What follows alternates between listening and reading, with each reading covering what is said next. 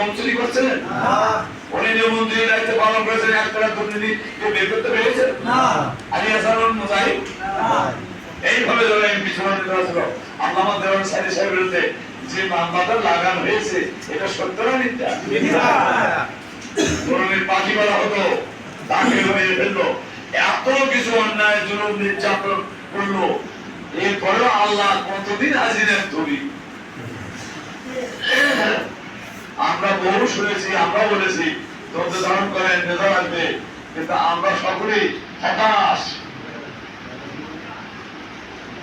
হাজিরা ঘোষণা দিল, যাওয়া শুরু নিষিদ্ধ ঘোষণা করলো, তাই না? 1 তারিখে নিষিদ্ধ, আচ্ছা 5 তারিখে বেলা দেওয়ার আগে আল্লাহ বলো তুই নিষিদ্ধ করে চলে যা। এত বড় বিজয় আল্লাহ তাআলা, এত বড় বিজয় দিলেন। আমরা কেউ কি ধারণা করছি এত তাড়াতাড়ি হাজিরা যাবে না? এটা আল্লাহ তাআলার সিদ্ধান্ত হয়েছে। যে আল্লাহ তাআলা এই সিদ্ধান্ত দেয়, বাংলার জমিনে ইমানদার ব্যক্তিদেরকে পরীক্ষা করার জন্য আল্লাহ তাআলা সিদ্ধান্ত দিয়েছে যে আমার ইমানদার সত্যিকার কারা সত্যিকার ভাবে এই জমিনে আমার আইন প্রতিষ্ঠার আন্দোলন সামিল হতে চায়, এটা আমরা দেখতে চাই।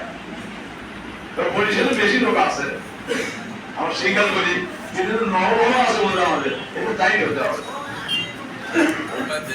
কি বলে দাদি আছেন তো? দেখে চলে গেল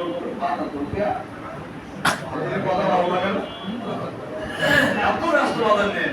আরে আল্লাহ ডাকলে এগুলি দেয়, 5000 ছেলে চিৎ কথা বলে দাও, মাথা করে নিয়ে যাচ্ছে, বড় মাছ কিনে নিয়ে যাচ্ছে, গানের মধ্যে পড়ে যায় আছে, মাছ খাই খেলে এখন কান্নাকাটি করতে ব্যবস।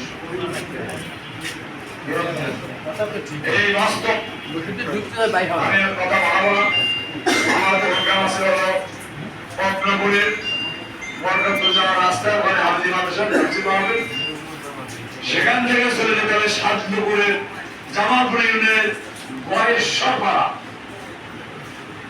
ওখানে তাফসীর মাহফিল। এরপরে আপনাদের নিশ্চিন্তপুর কমিটির সঙ্গে এখানেও আছে তাফসীর মাহফিল। অনার্সে সকালে বলতে বলতেছে, হুজুর আপনার মনে আছে তাফসীর মাহফিল যে আসছে? আমার কথা মুসলিমদের এই বলতে তো নাই। আমি বললাম তোরে রাত 11টার আগে নয়, পরে তোরে বলে একজন দোয়া করতে হবে। এখন